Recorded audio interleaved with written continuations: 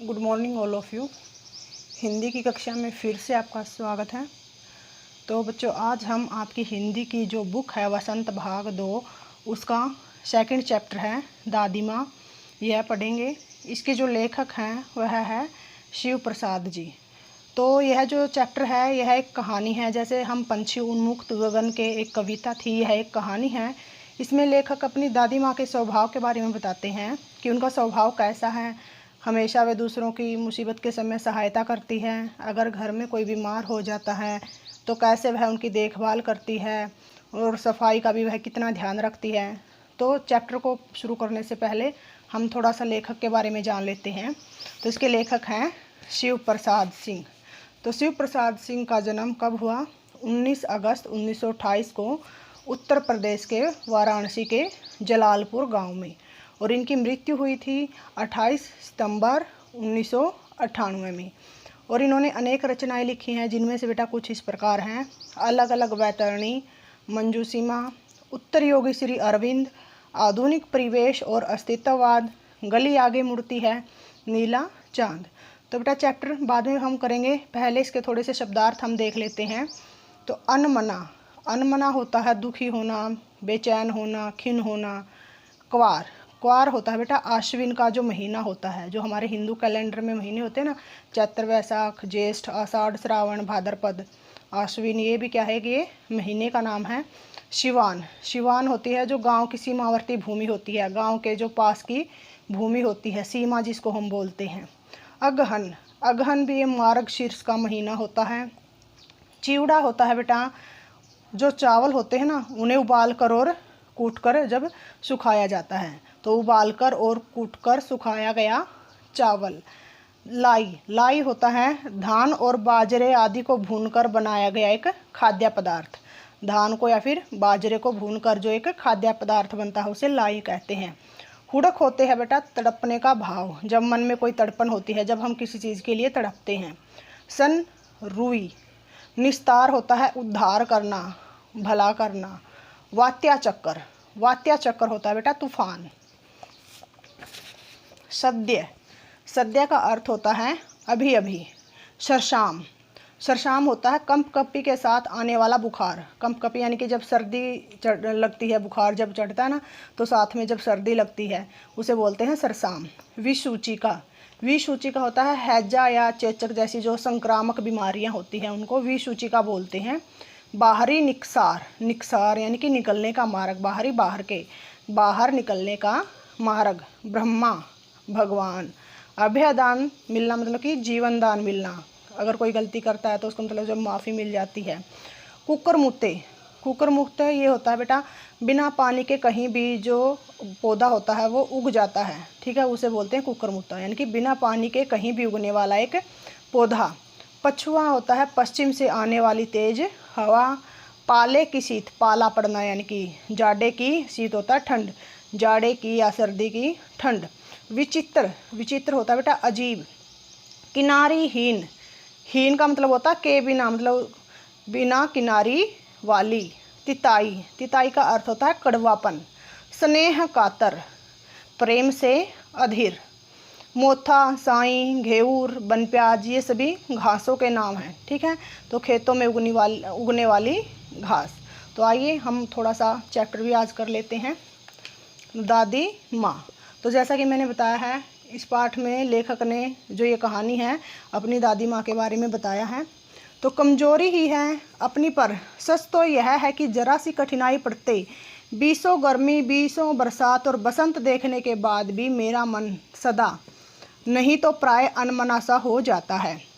तो इसमें लेखक बताते हैं कि मेरी यह सबसे बड़ी कमजोरी है कि मेरी उम्र इतनी हो गई है, लेकिन फिर भी मतलब काफ़ी उम्र होने के बावजूद भी थोड़ी सी कठिनाई पड़ते ही मैं घबरा जाता हूँ। अनमना होता है उदास होना, बेचैन होना, दुखी होना, कि भाई थोड़ी सी भी अगर कठिनाई आती है मेरे जीवन में तो मैं उदास हो जाता हूँ। मेरे शुभचिंतक मित्र मुँह पर मुझे प्रसन्न करने के लिए आने वाली छुट्टियों की सूचना देते हैं और पीठ पीछे मुझे कमज़ोर और जरा सी प्रतिकूलता यानी कि विपरीत परिस्थितियों से घबराने वाला कहकर मेरा मजाक उड़ाते हैं।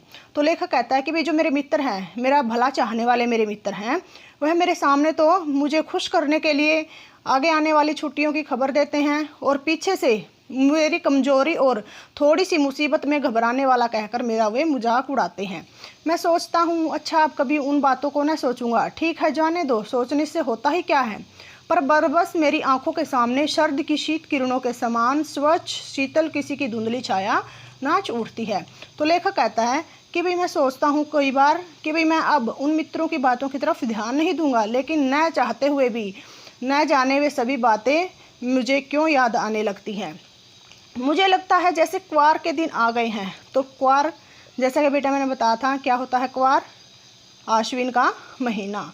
तो लेखक कहता है कि मुझे ऐसा लगने लगता है कि जो क्वार का महीना है वह आ गया है और मेरे गांव के चारों ओर पानी ही लोरे ले रहा है, यानी कि गांव के चारों तरफ पानी ही पानी भरा हुआ है। दूर के सिवान से बहकर आए हुए मोथा और साई की अधगली घासें, घेवर और वन प्याज की जड़ें तथा नाना प्रकार की बरसाती घासों के बीच सूरज की गर्मी में खोलते हुए पानी में सड़कर एक विचित्र गंध छोड़ रहे हैं। तो लेखक बताते हैं कि भाई क्वार का महीना है, आश्विन का महीना है, गांव के चारों ओर पानी ही पानी भरा हुआ है और गांव की जो सीमावर्ती भूमि है, ज़मीन है, यानी कि गांव के आसपास से मोथा और साई जैसी जो अधगली हुई घासें हैं और घेवर और वन प्याज की घास की जो जड़ें हैं और अनेक प्रकार की ऐसी बरसाती घास मतलब कि जो बरसात के मौसम में उगती हैं, उनके बीच भी सूरज की गर्मी के कारण जो पानी उबल रहा है, बिल्कुल खोल रहा है, उसमें सड़कर एक वो अद्भुत गंध छोड़ रही हैं। यानी कि ये जो मोथा, साई, गेहूँ, वन प्याज और भी अनेक प्रकार की घास हैं वो गर्म पानी में सड़कर एक अलग प्रकार की विचित्र प्रकार की गंध छोड़ रही है। रास्तों में कीचड़ सूख गया है और गांव के लड़के किनारों पर झाग भरे जलाशयों में धमाके से कूद रहे हैं। यानी कि जो आसपास किनारों के ऊपर पानी का तालाब भरा हुआ है उसमें गांव के लड़के कूद रहे हैं। अपने अपने मौसम की अपनी अपनी बातें होती है, यानी कि सभी जो ऋतुएं होती हैं, गर्मी, सर्दी, बरसात, सभी की अपनी अपनी विशेषताएं होती हैं। आषाढ़ में आम और जामुन न मिले चिंता नहीं, अगहन में चिवड़ा और गुड़ न मिले दुख नहीं। अगहन होता है बेटा मार्गशीर्ष का जो महीना होता है, ठीक है। चैत के दिनों में लाई के साथ गुड़ की पट्टी न मिले अफसोस नहीं, पर क्वार के दिनों में इस गंधपूर्ण झाग भरे जल में कूदना न हो तो बड़ा बुरा मालूम होता है। तो चिवड़ा क्या बताया था बेटा मैंने कि उबाल कर और कूट कर सुखाया हुआ जो चावल होता है, और लाई क्या बताई थी कि धान और बाजरे आदि को भूनकर बनाया जाने वाला एक खाद्य पदार्थ होता है। तो लेखक कहते हैं कि भाई आषाढ़ के महीने में अगर आम न मिले, जामुन न मिले और अगहन यानी कि मार्गशीर्ष में चिवड़ा और गुड़ न मिले और चैत के महीने में यानी कि जो चैत्र का महीना होता है उसमें लाई और गुड़ न मिले तो कोई दुख की बात नहीं है। लेकिन जब आश्विन यानी कि क्वार के दिन आते हैं, आश्विन के महीने के दिन आते हैं और इस गंधपूर्ण झाग भरे जल में कूदना न हो तो बड़ा बुरा मालूम होता है। यानी कि ये सारी चीज़ें भले ही ना मिले कोई दुख की बात नहीं है, लेकिन आश्विन के महीने में जो ये झाग भरा हुआ जल होता है इसमें हमें अगर कूदने का अवसर न मिले तो बड़ा बुरा लगता है। मैं भीतर हुड़क रहा था यानी कि भीतर से मैं तड़प रहा हूँ। इसमें किस लिए कूद रहा है, किस लिए मतलब हुड़क रहा है, वो किस लिए तड़प रहा है, इस झाग भरे जल में कूदने के लिए। 2-1 दिन तो कूद सका था, नहा धोकर बीमार हो गया। यानी कि 1-2 दिन वो इस जल में कूदा लेकिन फिर बीमार हो जाता है। हल्की बीमारी न जाने क्यों मुझे अच्छी लगती हैं। थोड़ा थोड़ा ज्वर होता बेटा बुखार हो, सर में साधारण दर्द और खाने के लिए दिन भर नींबू और साबू। लेकिन इस बार ऐसी चीज़ नहीं थी। ज्वर जो चढ़ा तो चढ़ता ही गया, रजाई पर रजाई और उतरा रात 12 बजे के बाद। तो लेखक कहता है कि अगर थोड़ा बहुत अगर मेरे को बुखार होता है, हल्का हल्का सिर में दर्द होता है, खाने के लिए नींबू और साबूदाना मिलता है, तो कहता भी ये सब चीज़ें मेरे को अच्छी लगती है। लेकिन अब की बार जो बुखार चढ़ा है, जो ज्वर चढ़ा है, एक बार चढ़ने के बाद उसने उतरने का नाम ही नहीं लिया और बुखार के साथ इतनी ठंड भी उसको लगी है कि अनेक रजाइयाँ उसने ओढ़ ली है और उसका बुखार जो है वह रात के 12 बजे के बाद उतरा। दिन में मैं चादर लपेटे सोया था। दादी माँ आई, शायद नहाकर आई थी उसी झाग वाले जल में। पतले दुबले स्नेह सने शरीर पर सफ़ेद किनारीहीन धोती, सन से सफ़ेद बालों के सिरों पर सद्य टपके हुए जल की शीतलता। तो लेखक कहता है कि जो उसकी दादी है, लेखक की दादी जी जो हैं, उनका शरीर दुबला पतला है और उनके जो शरीर है यानी कि दादी माँ के स्वभाव में स्नेह भरा हुआ है, ममता भरी हुई है, और उसने किनारी रहित धोती पहनी हुई है और उसके जो बाल हैं सफ़ेद हो चुके हैं, वो सन के यानी कि रुई के समान लग रहे हैं और ऐसा लगता है कि अभी अभी उन्होंने ये अपने बाल धोए हुए हैं और जिस वजह से उनके जो पानी टपक रहा है बालों से, उसकी शीतलता अभी भी विद्यमान है। आते ही उन्होंने सर पेट छुए। तो मतलब जैसे ही दादी माँ आती है तो वह लेखक का सर और पेट छूकर देखती हैं। आंचल की गांठ खोल किसी अदृश्य शक्तिधारी के चबूतरे की मिट्टी मुंह में डाली, माथे पर लगाई। तो वह आते ही सिर पेट छूकर देखती हैं और अपने आंचल यानी कि पल्लू के से गांठ खोलकर एक अदृश्य शक्तिधारी चबूतरे तो जो ईंट या पत्थर से मतलब घर के बाहर जो बनाया जाता है चबूतरा, उसकी मान लो मिट्टी को वह लेखक के मुंह में डालती है और कुछ उसके माथे के ऊपर लगाती है। दिन रात चारपाई के पास बैठी रहती, कभी पंखा झलती यानी कि कभी वह पंखे से हवा कर रही है, कभी जलते हुए हाथ पैर कपड़े से सहलाती है, सर पर दालचीनी का लेप करती है और 20 बार छू छू कर जवर का अनुमान करती है।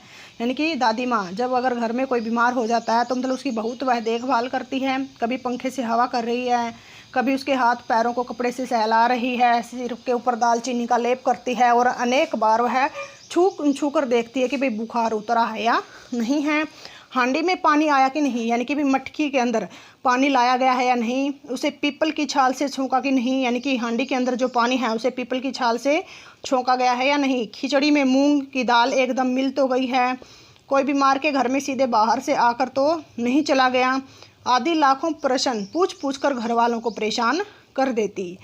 दादी माँ को गवई गांव की यानी कि गांव की 50 किस्म की दवाई के नाम याद थे।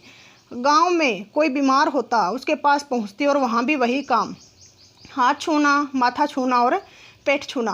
फिर भूत से लेकर मलेरिया, सरसाम, निमोनिया तक का अनुमान विश्वास के साथ सुनाती। महामारी और विषसूचिका क्या आती है भाई, मैंने बताया था पहले भी आपको, हैजे जैसी जो ये संक्रामक रोग होते हैं, उनके दिनों में रोज़ सवेरे उठकर स्नान के बाद लवंग होता बेटा लौंग, और गुड़ मिश्रित जलधार, गूगल धूप मतलब कि घरों में जो धूप वगैरह करते हैं, सफाई कोई उनसे सीख ले। दवा में देर होती, मिश्री या शहद खत्म हो जाता। चादर या गिलाफ होता खोल यानी कि जो कवर होते हैं तकिए वगैरह के, नहीं बदले जाते तो जैसे पागल हो जाती। यानी कि अगर घर में साफ़ सफाई का ध्यान नहीं रखा जाता, घर में मिश्री या शहद ख़त्म हो जाते तो वो मानो गुस्से के मारे पागल हो जाती। बुखार तो मुझे अब भी आता है, नौकर पानी दे जाता है। मेष महाराज अपने मन से पकाकर खिचड़ी या साबू, डॉक्टर साहब आकर नाड़ी देख जाते हैं और कुनैन मिक्सचर की शीशी की तिताई होता है कड़वेपन से के डर से बुखार भाग भी जाता है, पर न जाने क्यों ऐसे बुखार को बुलाने का जी नहीं करता। तो लेखक कहता है कि भाई अब जैसे मैं बड़ा हो गया हूँ, बुखार तो अब भी होता है, लेकिन अब कोई इतनी देखभाल करने वाला नहीं है जैसे बचपन में दादी माँ करती थी। जो भोजन बनाने वाला है मेष महाराज है, वो अपने मन से कोई भी खिचड़ी या साबूदाना बना कर दे जाता है। डॉक्टर आकर जो कुनैन की दवाई होती है वह दे देता है और कुनैन के मतलब जो कड़वापन है उसके डर से बुखार उतर भी जाता है। लेकिन जैसे बचपन में बीमार होना उसे अच्छा लगता था, अब उसे ऐसे मतलब बुखार को बुलाने का कोई मन नहीं करता। तो बेटा आज की हम कक्षा में इतना ही करेंगे, आगे का जो हमारा आगे चैप्टर है वो अगली कक्षा में करेंगे। तो बेटा जो भी आपको शब्दार्थ बताए थे और लेखक से संबंधित जो बातें बताई गई हैं, आप अपनी नोटबुक में उन्हें लिखेंगे और याद करेंगे। Thank you, have a nice day.